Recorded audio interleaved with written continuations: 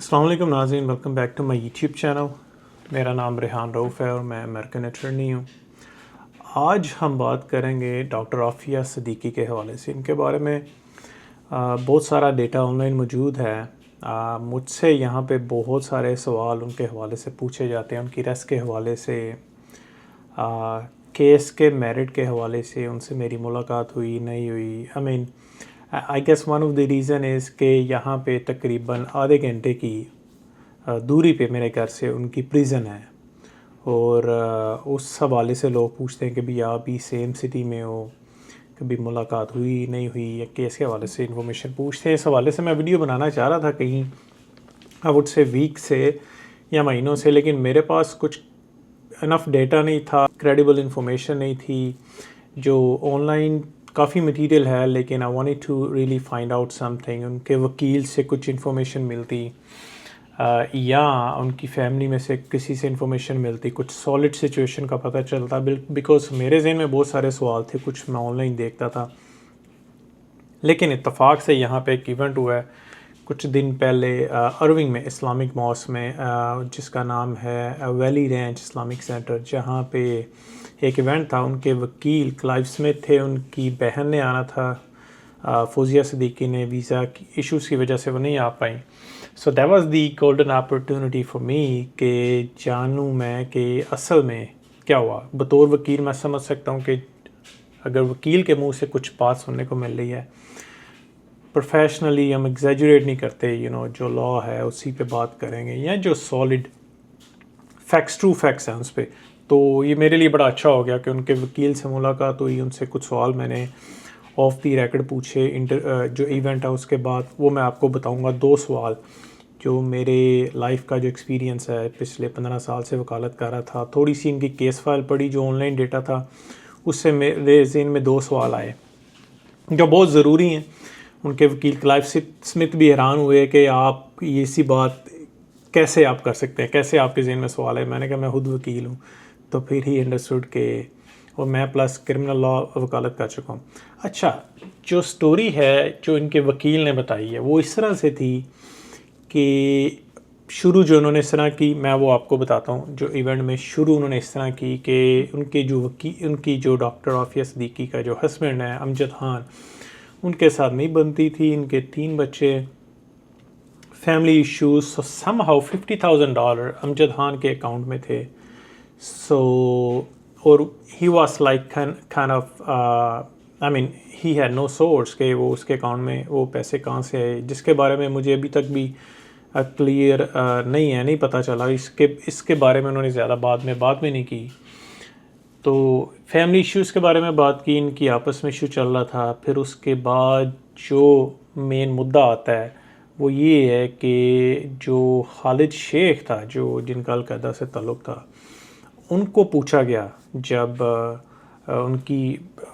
कोई मुलजिम पकड़ा जाता है उसको पूछा जाता है भी तुम्हारे साथ हो कौन कौन इन्वॉल्व थे।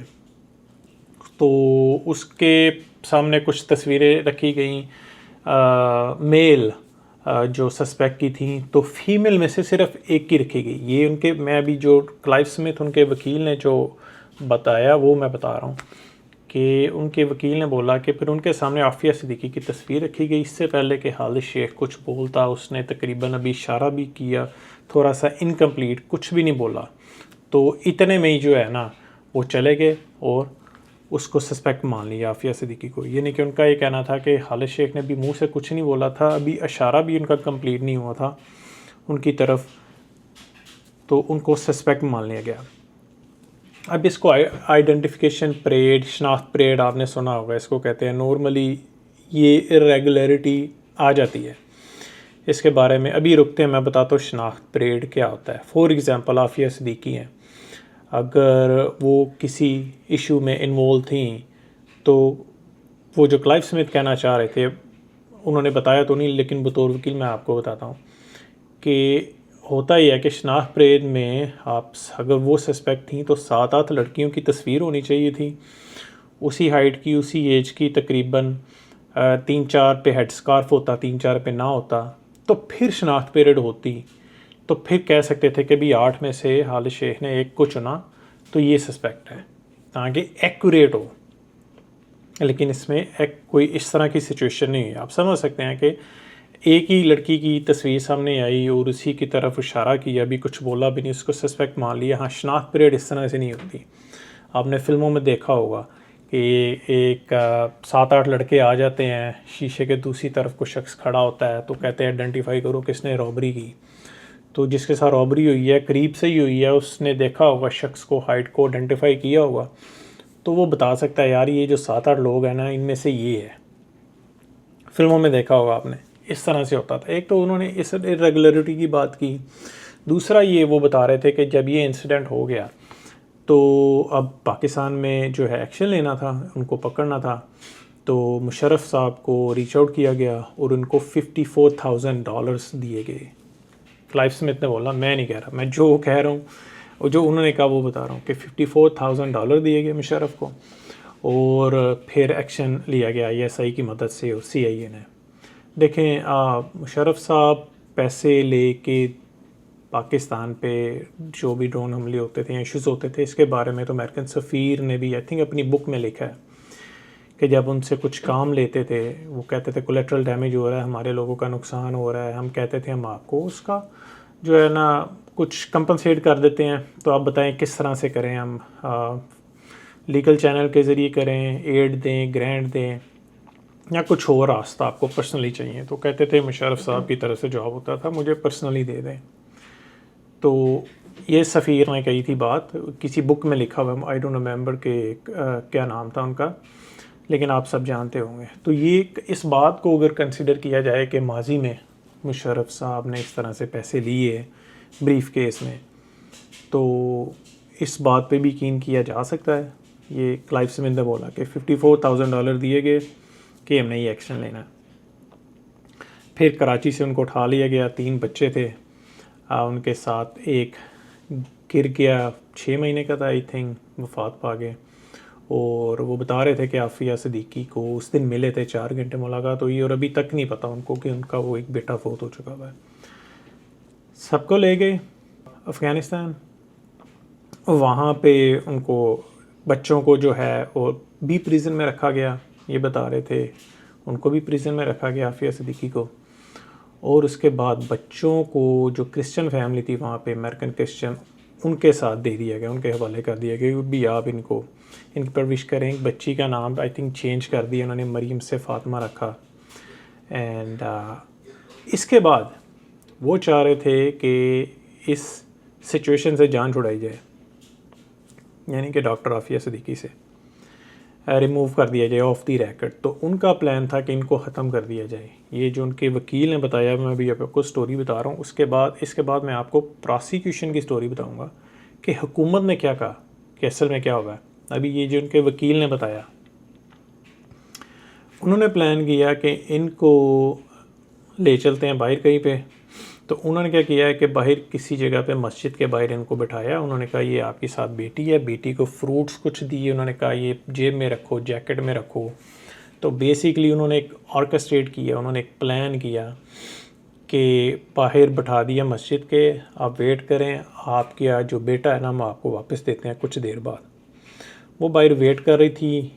इन्होंने प्लान ये बनाया कि वो जो बच्चे ने फ्रूट्स पकड़े हुए थे और जेब में थे, लगे ऐसे कि सुसाइड हमला होने वाला है। तो वहाँ पे जब वो वेट कर रही थी तो पीछे से रिपोर्ट कर दिया उन्होंने अफगान फोर्सेस को कि भी हमें इत्तला मिली है कि फ़लाँ मस्जिद के बाहर कोई खुदकश हमला लेके करने वाला है, कुछ उनके पास जैकेट है तो खुदकश हमला करने वाले हैं। इसी दौरान वहाँ पे एक दर्जी था, वो आया, उसने देखा कि एक लेडी अपने बच्चे के साथ बैठी है, कितनी देर से, आप क्या कर रही हैं, उससे बात की। उसने कहा इस तरह मुझे बताया मेरी बेटा वापस किया जाएगा थोड़ी देर बाद, तो मैं इतने घंटों से वेट कर रही हूँ कि वो नहीं आया। तो उन्होंने कहा ऐसा तो नहीं करते कि अगर आपको यहाँ पे बिठाया और वो बेटे को साथ आपके नहीं ले, उस वक्त नहीं दी या बाद में देंगे, तो it doesn't make any sense. तो अभी वो बात कर रहे थे, एक वहाँ पे दर्जी था लोकल आफिया सिद्दीकी से, तो साथ ही जो है ना फोर्सेस आ गई, अफगान फोर्सेस, उन्होंने बंदूक तान ली उसकी तरफ, क्योंकि उनको इत्तला मिली हुई थी कि ये लेडी खुदकश हमला करने वाली है। तो दर्जी बीच में आ गया दरमियान में। उन्होंने कहा कि भाई ये क्या करने वाले हैं। उसने कहा कि भाई ये हमला करने वाले। उसने कहा मैं तो इतने घंटों से इसको देख रहा हूँ यहाँ पे, मैं इसको पूछ रहा हूँ अब क्या हुआ। उसने ये बताया कि मेरा बेटा वापस करने हैं उन्होंने, तो मैं वेट कर रही हूँ। तो आप कह रहे हैं कि इसके बाद खुदकुश हमला इन्होंने करना है, तो अगर करना होता तो इतनी देर पहले क्यों नहीं किया, तो किस चीज़ का वेट कर रही है। इन शॉर्ट उनका प्लान था इनको ख़त्म करने का। दर्जी बीच में आ गया तो बचत होगी, ये जो क्लाइव स्मिथ बता रहे थे। उसके बाद उनको कैंप में ले गए। कैंप में ले गए, वहाँ पे अब इनके जिस कमरे में इनको रखा था वो दूसरे कमरे के दरमियान पर्दा था, कर्टन था। तो क्लाइव स्मिथ का ये कहना है कि दूसरी तरफ अमेरिकन फ़ौजी FBI एजेंट और मिलिट्री पुलिस के लोग, मिलिट्री पुलिस का तो उन्होंने नाम नहीं लिया, लेकिन ये प्रोसिक्यूशन की स्टोरी है, मैं आपको बाद में बताता हूँ।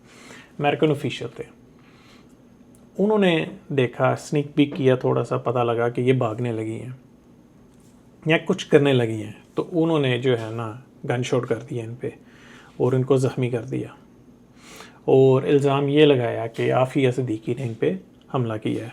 वो दीवार पे कुछ बता रहे थे, 2 बुलेट के निशान थे, तो वो कह रहे थे कि 2 बुलेट के निशान हैं, ये आफिया सिद्दीकी ने गन चलाई है, और जिसके जवाब में हमने इनको जो है शॉट किया है, जिसके जवाब में वो ज़ख्मी हो गए हैं। और फिर उसके बाद उन पे of course attempt to murder के केस US में शुरू हुए, न्यूयॉर्क में आ गए।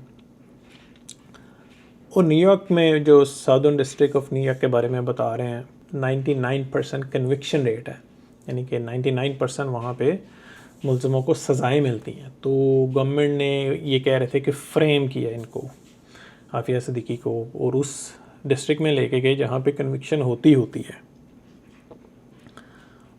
अब फ्रेम करने की मेरे पास तो ज़्यादा मौका नहीं मिला, ये उनकी स्टोरी थी। और जो कार्ट्सवेल, ये प्रिजन साथ ही आधे घंटे की ड्राइव पे है, वहाँ पे इनकी जो रिलीज़ डेट बता रहा है 86 ईयर की सदा हो गई। वो बता रहा है अगस्त 6, 2083, यानी कि सरकार के रिकॉर्ड के मुताबिक 6 अगस्त 2083 को वो रिलीज़ होंगी। कैदी नंबर 90279-054, जैसे कैदी नंबर 804 है, इस तरह से इनका कैदी नंबर, एक नंबर जो है ना का इशू हुआ है। अब ये स्टोरी है इनकी डिफेंस की तरफ से, क्लाइव स्मिथ की तरफ से, इनके वकील से। जो 2 सवाल मैंने इनको पूछे वो मैं एंड में आपको बताता हूँ। मैं जानना चाहता था ऐसी ही स्टोरी की हकीकत में पता चले किसी क्रेडिबल सोर्स से कि क्या हुआ। अब दूसरी तरफ से प्रोसिक्यूशन की स्टोरी मैं आपको बताता हूँ। ये डॉक्यूमेंट स्क्रीन में आप देख लें, ये इसमें जो FBI एजेंट हैं इनका नाम आप देख लें, ये है महताब सईद, FBI एजेंट हैं। अब ये कह रहे हैं कि मैंने विटनेस को और लॉ इन्फोर्समेंट को इंटरव्यू किया और सारी सिचुएशन मुझे पता चली, वो ये है। अब सरकार क्या कहती है, प्रोसिक्यूशन की स्टोरी ये है कि ये वहाँ पे अफ़गानिस्तान के जो गवर्नर हैं, ये डॉक्यूमेंट में आप देख सकते हैं कि इस जो वो बता रहे हैं कि गवर्नर के कंपाउंड के बाहर बैठी हुई थी। ऑफिशियल्स को सस्पेक्ट लगी, सस्पिशियस जो है ना, उनको लगा कि एक्टिविटी में कुछ मुलव्वस है, बाहर बैठी क्या कर रही हैं। ऑफिशियल वहाँ पे गए, इनको पकड़ा। सरकार कहती है कि इनके पास कुछ डॉक्यूमेंट्स थे और उसमें कुछ जो है ना US के ख़िलाफ़ कार्रवाई करने के हवाले से कुछ चीज़ें थी। इन डॉक्यूमेंट्स को अगर आप स्क्रीन में देखें, मैं थोड़ा सा पढ़ लूँ कि जो डिस्क्राइब करते creation of explosive chemical weapons and other weapons involving biological material, और कुछ पेपर वर्क थे US के मिलिट्री बेसिस के हवाले से, मॉन्यूमेंट्स लाइक US के लैंडमार्क प्लेसेस के हवाले से, न्यूयॉर्क सिटी के हवाले से थे, और 1 GB की हार्ड ड्राइव इनके पास थी, और एक जेल था, एक लाइक स्मॉल जो है ना जार था, ग्लास जार था जिसमें लिक्विड था, जिसमें कोई केमिकल सब्सटेंस था। ये सरकार ने बोला। उसके बाद इनको ले गए। अब सरकार कह रही है वही स्टोरी के इनको कमरे में बिठाया। दूसरी तरफ 2 FBI एजेंट थे, एक MP था मिलिट्री पुलिस जो कैप्टन था, और एक वारंट ऑफिसर था। 4 लोग थे। अब जो मिलिट्री पुलिस वाला शख्स था उसने वो वहाँ पे बैठा था और उसने अपने राइट साइड पे M4 राइफ़ल रख दी। ये इस एफिडेविट में उनके लिखा हुआ है कि M4 राइफ़ल उसने अपने राइट साइड पे रख दी इस तरह से, और वो इसी तरह दीवार के साथ बैठा हुआ था और इस तरफ पर्दा था, इस तरफ पर्दा था और पर्दे के दूसरी तरफ वो थी। तो उन्होंने बोला कि ये जो राइफ़ल उसने ज़मीन पे रख दी थी, पर्दे के दूसरी तरफ से उन्होंने देखी और फ़ौरन राइफ़ल को पकड़ लिया आफिया सिद्दीकी ने। ये सरकार कह रही है। पकड़ के उन्होंने जो गवर्नमेंट ऑफिशियल से, ऑफ कोर्स 2 FBI एजेंट थे, एक warrant officer MP police military police का और एक कैप्टन था, उन पे हमला कर दिया और साथ एक इंटरप्रेटर था इनके दरमियान जो इंटरप्रेट करने के लिए लोकल ज़ुबान में या इंग्लिश ज़ुबान में, इंग्लिश उर्दू का अगर कोई जो है बैरियर था, तो जो कि आई डोंट थिंक सो, क्योंकि she is graduate from MIT Boston में पढ़ी, उनके बच्चे भी आई थिंक अमेरिकन सिटीज़न हैं, लेकिन इस एफिडेविट में लिखा हुआ एक इंटरप्रेटर मौजूद था। उसने जंप किया आफिया की तरफ कि भाई फायर ना हो, लेकिन वो उतनी देर में फ़ायर कर चुकी थी इन पे, और इसके जवाब में फिर मिलिट्री पुलिस ने उन पे गोली चलाई। 2 में से एक आई थिंक शॉट लगा टोर्सो में, जिससे वो ज़ख्मी हो गई। अब वो होश खो बैठी, फिर इन्होंने उनका लाइक हॉस्पिटल किया, उनका जो है ना मेडिकल एड दी। अब ये गवर्नमेंट की स्टोरी है। इससे पहले आपने स्टोरी सुनी क्लाइव स्मिथ की तरफ से, जो डिफेंस की तरफ से। फिर उनको ऑफ कोर्स न्यूयॉर्क में ले गए, वहाँ पे इनका ट्रायल किया। सो ये जो है स्टोरी मैंने पहले भी कभी नहीं सुनी थी सरकार की तरफ से, और ख़ास तौर पे डिफेंस की तरफ से जो सॉलिड इंफॉर्मेशन बताई उनके वकील ने। आई वाज प्रीटी सरप्राइज ऐसी सिचुएशन के बारे में। और ड्यूरिंग द कस्टडी जो डिफेंस बता रहे थे उनके वकील, उन पे जो जुल्म हुआ उसकी डिटेल में मैं नहीं जाऊंगा, दैट्स नॉट रियली अप्रोप्रिएट। उन्होंने तो खुल के बता दिया, लेकिन that was pretty sad what he said. लेकिन इसमें अभी तक मुझे ये बात समझ नहीं आई कि फ्रेम, जैसे डिफेंस कह रहे हैं कि उनको फ्रेम किया गया, बट और उनके हस्बैंड के पास $50,000 आया था, लेकिन फ्रेम उनको कर दिया गया। I am not too clear on that. I mean if you guys know, just I mean let me know in comment section कि व्हाट वाज द रीज़न कि उन्हीं को फ्रेम किया गया।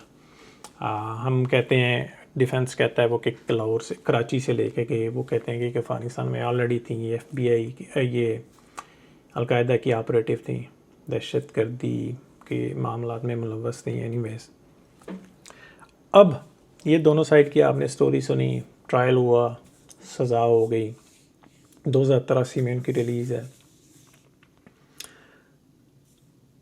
जो सबसे ज़रूरी कुछ सवालात हैं जो लीगल हैं, and it should make sense, जो मुझे भी पूछे जाते हैं। I don't know why people ask me, just because we live in like 30 minutes distance और मैं यहाँ पे वकालत करता हूँ, but people still ask me, they are curious के व्हाट डू यू नो, आप अमेरिका में वकालत करते हैं, प्लस फौजदारी वकालत करता हूँ, चुका हूँ फैस्ट में।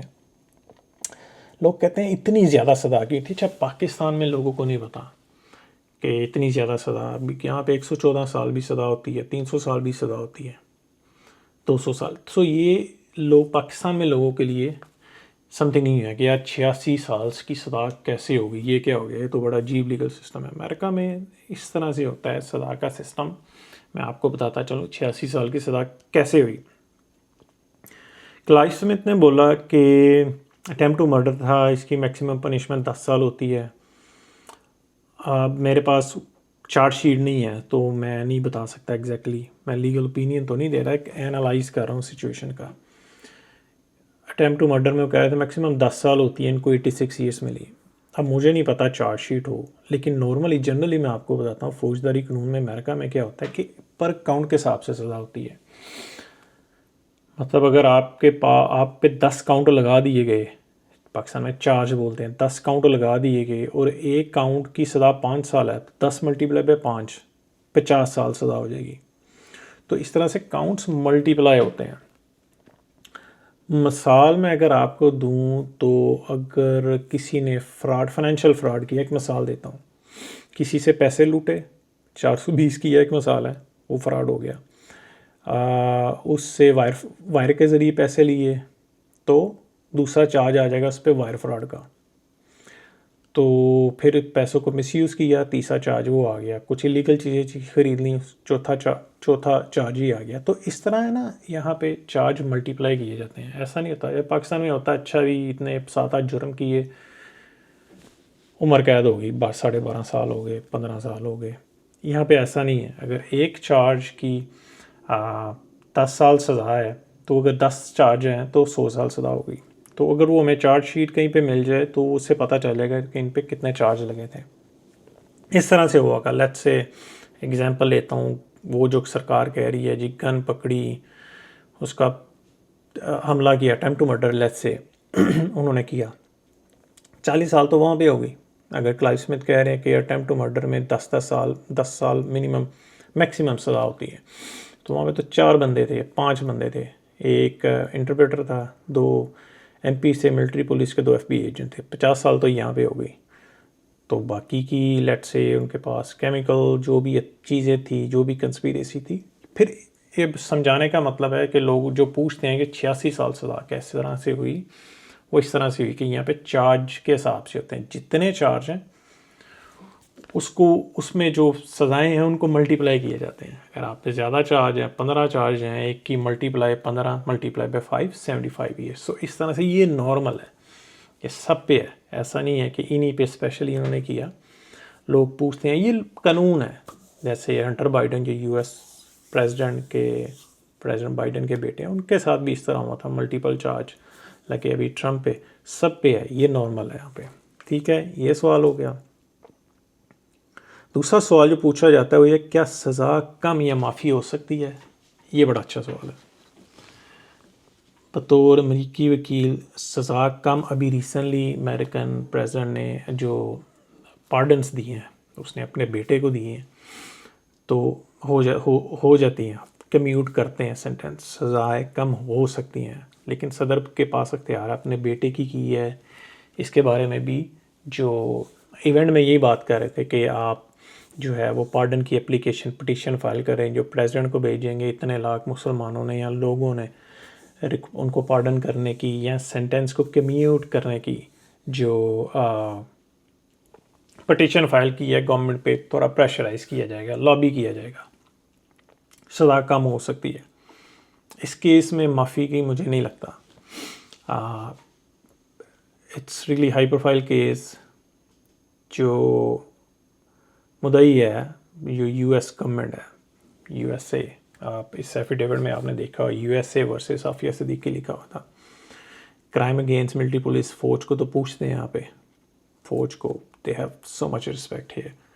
तो 2 मिलिट्री पुलिस, 2 FBI एजेंट को मारने की कोशिश का जो इल्ज़ाम लगाया गया, तो माफ़ी इस हवाले से बहुत मुश्किल लगती है। कम्यूट होना पॉसिबल है, लेकिन सदर के पास अख्तियार है, माफ़ी भी दे सकता है। But president would be in deep trouble, trust me.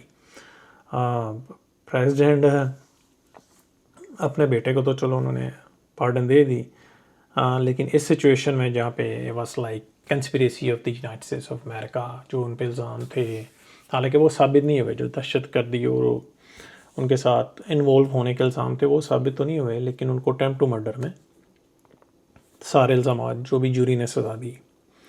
तो ये जवाब था जी कि सज़ा कम हो सकती है, माफ़ी भी हो सकती है, डिपेंड्स ऑन प्रेसिडेंट, ये पॉसिबल है। दूसरा सवाल पूछा गया था, एक्चुअली डॉक्टर आफिया का जुर्म क्या था? देखिए, जुर्म ऑफ कोर्स अभी ये इसका जवाब मैंने पहले दे दिया है। जो भी कंस्पिरेसी US के खिलाफ थी, इसमें उनको इल्ज़ाम लगाए जो साबित नहीं हुए, लेकिन जो जिसकी उनको सज़ा दी गई थी ना, एक्चुअली वो थी अटेम्प्ट टू मर्डर की, कि जो उन्होंने गोलियां चला दी, M4 राइफ़ल जो पकड़ी और उससे उन्होंने शूट करना शुरू कर दिया। दूसरी तरफ एक वारंट ऑफिसर था, MP मिलिट्री पुलिस का, एक कैप्टन था, 2 FBI एजेंट थे। इस ज़माने में कह रहे हैं, और इस ज़माने में यानी अटेम्प्ट टू मर्डर के जो चक्कर में उनको जो है ना 86 ईयर की पनिशमेंट हुई है। ये एक्चुअली जो रिकॉर्ड पे है, जो पेपर वर्क में है, जो स्टोरी थी दहशतगर्दी में मोल थी नहीं थी, जो तमाम उनके पास से कुछ पेपर वर्क मिले, ये चीज़ें साबित नहीं हुई। डॉक्टर आफिया पे तशद्दुद होता है, ये बहुत ज़्यादा पूछा जाता है और मैं हैरान हूँ। हाँ, तो आए दूसरे दिन पाकिस्तानी न्यूज़ में चल रहा होता है कहीं ना कहीं पे। यहाँ पे भी कुछ रैलीज़ निकली थी तशद्दुद का। तो जब इन्वेस्टिगेशन हुई थी अफ़गानिस्तान में, इनके वकील ने बोला कि हुआ।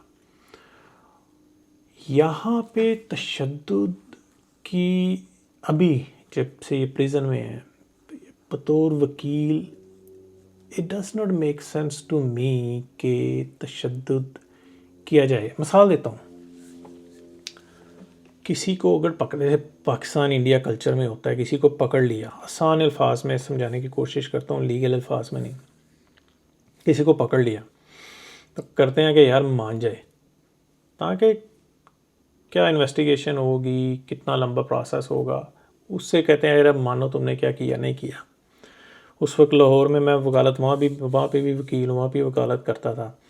डकैती के हमारे पास उनसे माते थे, उन पर ठीक ठाक तशद्दुद हुआ होता था, अभी मानो तुम या तो कहते थे हाँ जी हमने किया है नहीं किया। उस वक्त जब केस चल रहा होता है तब तशद्दुद थर्ड वर्ल्ड कंट्री में करते हैं, यहाँ तो वो भी नहीं करते। मैंने कुछ ज़्यादा नहीं देखा कि पकड़ के आपको मारेंगे, क्योंकि इन्वेस्टिगेशन तो अंडर कैमरा हो रही होती है, तो वहाँ पे ऐसा नहीं है। प्रिजन में भी कैमरे लगे होते हैं, तो उस वक्त during the course of investigation अगर अफ़गानिस्तान में हुआ तो उसकी भी वो कह रहे हैं। क्लाइव स्मिथ से मैंने पूछा, कहते कोई वीडियो नहीं है जब इन्होंने गोली चलाई है एक दूसरे की तरफ, उसकी कोई वीडियो नहीं थी।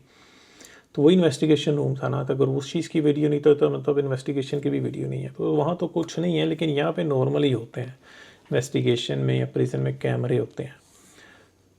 उस वक्त अगर कुछ हुआ अगेन इन्वेस्टिगेशन के वक्त, तो फिगर आउट करने के लिए, नॉर्मली यहाँ पे नहीं होता। पकड़ा किसी को तो आप मनवाने मानो या ना मानो, डिटेक्टिव बड़े स्मार्ट होते हैं, आराम से बात शुरू करते हैं, डील करते हैं कि अच्छा तुम्हारी सज़ा कम कर देंगे, तुम मान जाओ, अगर किया है तो पॉलीग्राफ करते हैं।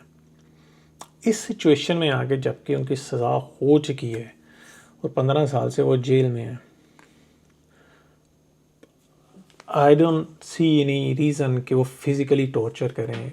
कि खासतौर के प्रिजन में कैमरे, मेरे दोस्त हैं डिटेंशन ऑफिसर हैं, वो बताते हैं कि प्रिजन, वैसे भी पता है कि प्रिजन में कैमरास लगे होते हैं, तो फिज़िकल तशद्दुद की डज़न्ट मेक एनी सेंस के करते हैं। हाँ, अगर इमोशनल तशद्दुद है तो प्रिजन में तो 24 आवर इमोशनल तशद्दुद है, मेंटल तशद्दुद है, बिकॉज दैट्स प्रिजन राइट। तो वहाँ पे तो कोई भी रह रहा है, सो रहा है, 24 घंटे रह रहा है, तो वो तो खुद से ही जो है ना तशद्दुद ज़हनी और मेंटल तशद्दुद है। वहाँ पे आपके साथ कुछ प्यार से बात तो नहीं करेंगे, वो जो भी उनके वो वार्डन्स वगैरह होते हैं, चीखते चिल्लाते हैं, फिल्मों में हम देखते हैं ना। और फिल्मों में क्या, रियलिटी में भी ऐसा, वो आराम से बात तो नहीं करेंगे, लेकिन just treat you as a prisoner, तो अपना रोब रखने के लिए। तो अगर ये इस तरह का मेंटल तशद्दुद है तो that is there with everyone. Specifically इनको टारगेट किया जाता है स्टिल के अभी वो 14-15 साल हो गए हैं। तो इसके बारे में ऑफ कोर्स इनकी जो डिफेंस टीम है उनको एविडेंस गैदर करके वीडियो लेके, अगर फिजिकल तशद्दुद हो रहा है या आइसोलेट किया जा रहा है, कोई विटनेस स्पेसिफिकली टारगेट किया जा रहा है विटनेस लेके, तो फिर इसके खिलाफ एक्शन लिया जाना चाहिए। और उनके वकील ने बताया था कि बदनाम ज़माना जेल है, it's not really kind of safe. वो बता रहे थे कि यहाँ के जो वार्डन्स वगैरह भी हैं उनकी भी हिस्ट्री है क्राइम करने की। सो ये सिचुएशन है फिज़िकल की इस स्टेज में, जबकि उनको 15 साल से ऑलरेडी सज़ा अंदर सफ़र कर रहे हैं, तो it doesn't make any sense कि फिज़िकली टॉर्चर किया जाएगा। मेंटल और इमोशनल टॉर्चर इट्स प्रिजन, वो तो 24 घंटे का होगा। नोबडी हैप्पी, दे शो है, they not gonna treat you, you know कि you are like VIP or something, you are prisoner. So that's a jail, unfortunately. Doctor Aafia को रहा करवा सकते हैं? को पाकिस्तान डॉक्टर आफिया को रहा करवा सकता है? ये बड़ा अच्छा सवाल है। मैंने कुछ सवाल लिख लिए थे जो मुझसे लोग पूछते थे, और कौमी असम्बली में जो रेजोल्यूशन पास होते हैं, देखिए पाकिस्तान ने, क्लाइव स्मिथ ने बोला $54,000 मुशर्रफ को दिए उनको उठाने के लिए, उनकी कीमत लगाई। क्लाइव स्मिथ बड़ा बोल्ड था, वो CIA के खिलाफ भी बात कर रहा था, ISI के बारे में बात की। मैं भी उस नहीं करना चाहता, I mean I am not like direct stake holder और somebody who's involve in the case. मैं तो वो बता रहा हूँ जो उन्होंने किया। भाई ISIS ने तो इतनी मदद की भाई, चलो ठीक है, ऊपर से मुशर्रफ साहब की तरफ से ऑर्डर आया, ठीक है CIA आपको इजाज़त है, आप एक्शन लें, उनको उठाए ले जाएँ। आपको पता होगा, I mean Pakistan is not in position, अभी जंगल का राजा शेर तो US है ना, तो आप किस तरह से कह सकते हैं कि पाकिस्तान। बल्कि इवेंट में मुझे याद आ गया, ये यासिर कादी साहब मौजूद थे, वो कह रहे थे बस एक पाकिस्तान गवर्नमेंट से किसी एक गवर्नमेंट की बस कॉल आने की देर है तो ये मामला 1 मिनट में ख़त्म हो सकता है, सिर्फ एक कॉल से। He was wrong. Pakistan call करेगा US को भी छोड़ दो तो US छोड़ देगा। आप आम ऑडियंस आप सुन रहे हैं, मतलब do you think US Pakistan, do you understand that बराबर में कहीं पे आप बात करो ना तो एक वज़न भी होता है। US वो पाकिस्तान इस पोजीशन में नहीं है। पाकिस्तान US से पैसे लेते हैं, एड लेते हैं, फ़ंड लेते हैं, पर्सनल मनी लेते हैं, जो भी इन्होंने क्लाइव स्मिथ ने बताया पैसे लिए, तो पाकिस्तान इस पोजीशन में नहीं है कि US को कॉल करे। उन पाकिस्तानी को भी पता है कि, और वो बात करते हैं होंगे, ये जो कहते हैं ना कि हमने हाँ उनके अमेरिकन एम्बेसडर से बात की, हम वो कहते हैं हम करेंगे, ये सब टोपी ड्रामा है। उसकी वजह है कि उनको पता है, वो उनको कह देते हैं कि अभी ये पब्लिक सेंटिमेंट है, हमें आपसे बात करनी है, आप कहना हम देखते हैं, तो वो कहते हैं हाँ चलो ठीक है, हाँ हम भी गवर्नमेंट से बात करेंगे। ये सिर्फ इतना होता है लोगों को दिखाने के लिए, क्योंकि पब्लिक सेंटिमेंट है।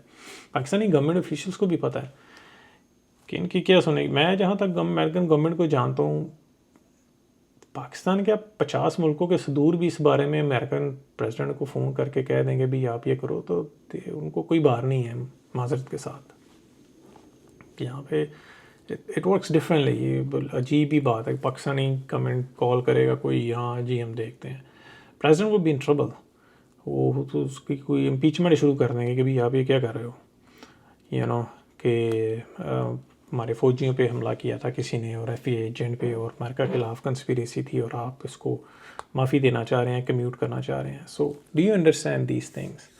सो नो, जहाँ तक नेशनल असम्बली में रेजोल्यूशन पास होते हैं उसको रहा किया जाए, तो इसके बारे में मुझे याद आ गई बात, ये तो सब टोपी ड्रामा है। नेशनल असम्बली में जो होता है, गवर्नमेंट में होता है, आपको याद होगा 15 साल पहले जो पाकिस्तान में ड्रोन हमले होते थे, तो हर दूसरे तीसरे दिन कौमी असम्बली में रेजोल्यूशन पास हो रहा है जी, हम मजम्मत करते हैं, सब टोपी ड्रामा था।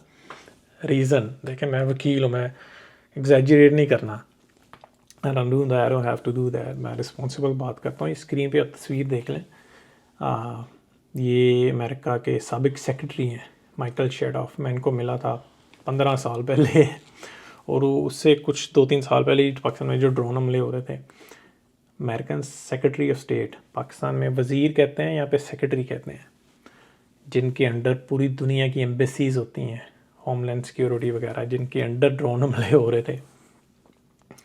मैंने उनको पूछा भी कि आप इंटरनेशनल लॉ की वायलेशन कर रहे हैं, पाकिस्तान खुद मुख्तार मुल्क है,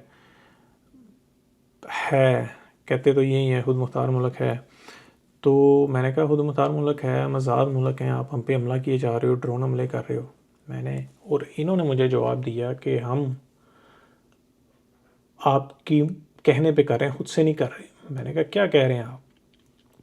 मैंने कहा हमारे यहाँ हर दूसरे तीसरे दिन कौमी असम्बली करारदाद पास कर रही है कि मजम्मत कर रहे हैं कि आप हम पे ड्रोन हमले कर रहे हैं, तो आपको नहीं करना चाहिए, इंटरनेशनल लॉ की वायलेशन है। कहते हैं हम, आपकी जो गवर्नमेंट है, ये इन्होंने मुझे बोला, आपकी क्लासीफाइड इन्फॉर्मेशन नहीं थी, क्लासीफाइड होती तो वो ना बताते, लेकिन चुबे वो भी एक इवेंट में आए थे, मेरे लॉ स्कूल में मौजूद थे, तो उनको जवाब देना था क्योंकि उन्होंने इंटरनेशनल लॉ के वाले से बात की थी। मैंने सवाल पूछ लिया, उन्होंने कहा आपकी गवर्नमेंट आपसे झूठ बोलती है जो कौमी असम्बली में करारदादें पास करते हैं, उन्होंने कहा ये हमें कहते हैं, आइडेंटिफाई ये करते हैं कौन शख्स है वहाँ पे, ये हमें बताते हैं, लोकेशन हमें बताते हैं, हम हमला करते हैं क्योंकि हमें तहदी हैं।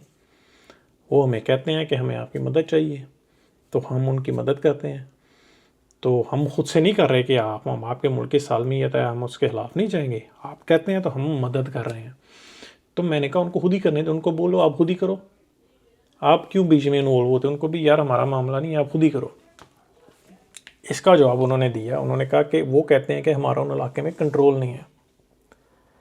इससे मुझे बात याद आई जो मैं बचपन से सुनता आ रहा था पाकिस्तान में, ये इलाका गैर है, वहाँ पे पाकिस्तानी गवर्नमेंट की रिट नहीं है वगैरह वगैरह।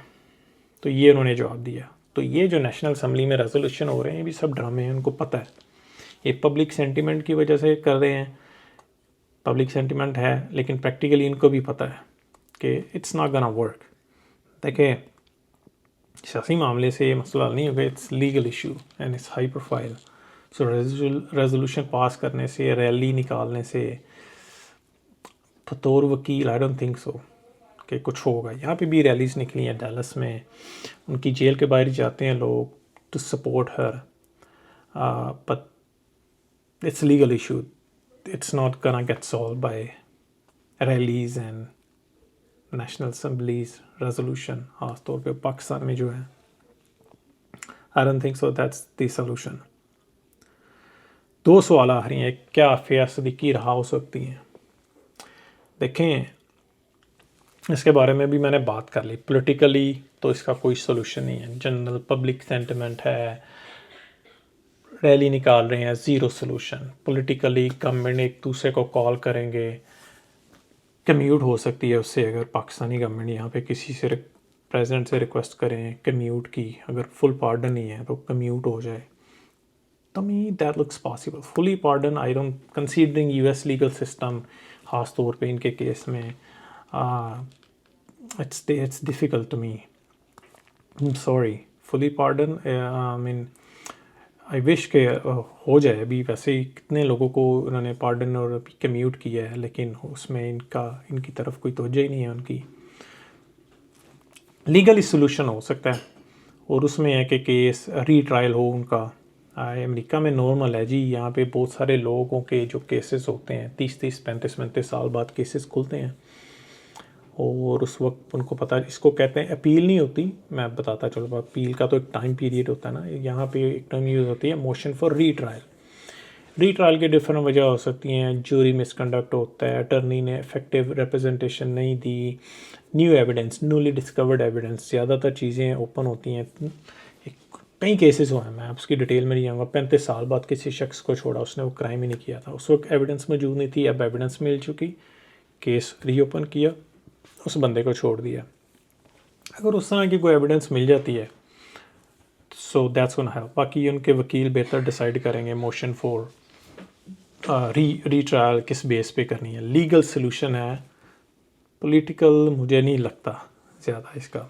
लीगल इशू है, इसका लीगल ही सोल्यूशन होगा। आई विश के कोई political government to government talk से कुछ हल निकल आए, that would be great, but that's unlikely.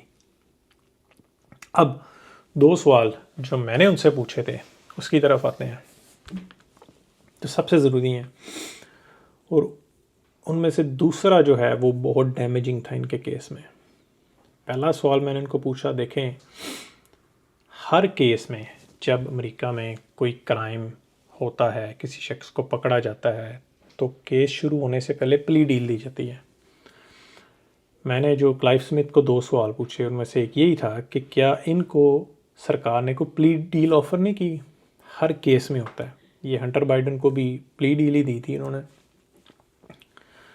तो उसमें होता है कि प्ली डील देते हो आप, उसको कहते हैं यार आपके ख़िलाफ़ 60 साल की सज़ा है, हम ट्रायल करेंगे, ट्रायल में पैसा लगेगा, विटनेस टेस्टिमनी होंगी, इनको पैसे लगेंगे, शादियाँ होंगी, जूरी बैठेगी, जूरी का टेक केयर करना पड़ेगा, कोर्ट का वक्त ज़ाया होगा, इतना पैसा लगेगा। सरकार कहती है कि इसको बचाते हैं, तुमने जुर्म तो किया ही है, ट्रायल पे जाओगे तुम्हें सारे इसके पैसे भी देने पड़ेंगे, हम फुल पनिशमेंट सीख करेंगे फिर 60 साल। एक मिसाल दे रहा हूँ, अगर किसी ने 60 साल जुर्म किया तुम इस तरह करो, मान जाओ 20 साल कर लेते हैं। बंदा कहता है यार पकड़े तो मैंने जाना है, क्राइम किया है, पैसा भी देना पड़ेगा, 60 की बजाय 20 की ऑफ़र है। वो कहता है 13 कर लो, 15 कर लो, प्ली डील नॉर्मल है, ज़्यादातर केसेस में होती है। ये सवाल मैंने उनको पूछा, क्लाइव स्मिथ को, प्ली डील गवर्नमेंट ने नहीं दी। तो उन्होंने जवाब जो दिया था बस it didn't make sense to me. मेरे हाल उनको समझ नहीं आई। मैंने उनको पूछा तो उन्होंने कहा कि nothing that I am aware of. मैंने फिर चूँकि रास्ता बाकी भी लोग थे तो मुझे कुछ समझ नहीं आया। मैंने कहा खुद से मैंने सोचा कि हाउ इज़ इट पॉसिबल कि he was not aware of, क्योंकि वो वकील हैं उनके पहले दिन से, तो प्ली डील ऑफ़र होती है। कह रहे हैं कि वो अवेयर नहीं है, तो शायद उनको समझ नहीं आई, क्योंकि प्ली डील ट्रायल से पहले होती है। तो यहाँ तो वो कहते नहीं ऑफ़र की, यहाँ वो कहते हैं की है। सो ये बहुत ज़रूरी सवाल था इसमें। लेट्स से अगर होती तो वो कहते हैं हम 86 साल सज़ा सीख करेंगे, आप मान लो 20 साल दे देते हैं हमको, प्ली डील होगी। हंटर बाइडन जो प्रेसिडेंट बाइडन के बेटे थे उन्होंने भी इसी तरह से मान लिया, सज़ा कम होगी, मतलब जितनी मिलनी थी उससे कम की एक्सेप्ट की, प्ली डील हो गई। तो उसमें एक इनको 15 साल ऑलरेडी हो गए। अगर 20 साल भी होती तो 5 साल बाद उन्होंने छूट जाना था अगर प्ली डील हुई होती। दूसरा सवाल जो ज़्यादातर लोगों को नहीं पता, ये लीगल है, कानूनी सवाल है, जो मैंने इनका ट्रायल का एक डॉक्यूमेंट पढ़ा था जिसमें सज़ा हुई थी। ये सबसे ज़रूरी है, वो ये है कि आफिया सिद्दीकी ने गन चलानी कहाँ से सीखी। ये मैंने उनसे पूछा। मैंने कहा इस बारे में आपने भी बात नहीं की। और M4 राइफ़ल का वो कह रहे हैं कि उन्होंने चलाई है उन पर गोली अफ़गानिस्तान में। आपने कहा कि उनको तो गन नहीं चलानी आती ट्रायल में। मैंने कहा फिर प्रोसिक्यूशन सबूत लेके आ गई। बॉस्टन में जब पढ़ती थी तो उन्होंने गन शूटिंग करना सीखा था वो। तो मैंने कहा that's really hurting, that's damaging against the defence. तो हालांकि उसका जवाब मुझे पता ही है कि उसमें ऐसा होता है कि गन शूटिंग, आप कहीं भी यहाँ पे भी कुछ पैसे दो, एक कमरे में जाओ, गन शूटिंग करते हैं। आपने ऑनलाइन देखा होगा, स्क्रीन पे दिखा देते हैं। वो लोग सीखने के लिए जाते हैं या शौक़ के लिए जाते हैं, यार चाहें तो सही गन होती कैसे है, तो वो एक कोशिश करने जाते हैं। तो कुछ इस तरह का वो डॉक्यूमेंट लेके आए कि भाई आप तो कह रहे हैं कि उनको गन चलानी नहीं आती। तो सरकार सबूत ले आई कि उन्होंने यहाँ पे गन चलाना सीखी थी। तो उन्होंने भी ये बोला कि भाई वो इसके जवाब में कि वो छोटी जो गन होती हैं, पिस्टल वगैरह होती हैं, कहते वो थी, और ये राइफ़ल थी, M4 राइफ़ल थी। और सबसे बड़ी बात है वो कुछ बाज़ का सीखने के मकसद के लिए होती है, और ये एक प्रोफेशनल है। ख़ास तौर पे अगर आप सीखने के लिए कहीं पे जाए ना, तो वहाँ कोई भी नहीं होता, सामने दीवार पे शूटिंग कर रहे हैं। यहाँ पे 4 तगड़े लोग थे। MPs के साथ मेरे दोस्त भी रहे, मिलिट्री पुलिस में, फ़ौज में, मैं उनके साथ काम भी किया। यहाँ पे MPs बड़े तगड़े होते हैं, राइफ़ल पकड़ के ट्रेनिंग कर रहे होते हैं, और उन पे गोली तान लेना बड़ी बात होती है। सो उन्होंने बोला कि उसकी कोई एविडेंस ही नहीं है। तो वो छोटी गन की ट्रेनिंग होती है, ये M4 राइफ़ल थी, उसको चलाना, उसको पकड़ने का बंदे को पता नहीं चलता, चलानी कैसे है, कैसे पता चला होगा, ये उन्होंने बोला। लेकिन ये डैमेजिंग थी डिफेंस के ख़िलाफ़ के। उन्होंने बोला इनको गन नहीं चलानी आती। उन्होंने कहा, सरकार कहती है कि ये देखो भी सबूत, ये गन चला चुकी हैं, मतलब इन्होंने वहाँ पे ट्रेनिंग ली थी। So that was the story, these are my questions and I hope कि this information was helpful to you. इसके अलावा फ्रेम किया गया इस इवेंट में, अभी आप स्क्रीन पे तस्वीर देख लें कि ये बताया गया कि फ्रेम किया गया। I did not really understand कि व्हाट वाज द रीज़न कि सरकार ने, जो अमेरिकन गवर्नमेंट है, इन्हीं को ही चुना कि भाई बस इनको फ्रेम करना है, हमने ज़बरदस्ती इन्हीं को फंसाना है, ABC को नहीं पकड़ा, बस इन्हीं को पकड़ा है। सो आई डिडंट अंडरस्टैंड। एक तो ये इसकी मुझे समझ नहीं आई, दूसरा प्ली डील की मुझे समझ नहीं आई कि इनको प्ली डील ऑफ़र क्यों नहीं। If you have that information, I am interested to know. मुझे कमेंट सेक्शन में बताइए, and I hope to see you next video. अल्लाह हाफ़िज़।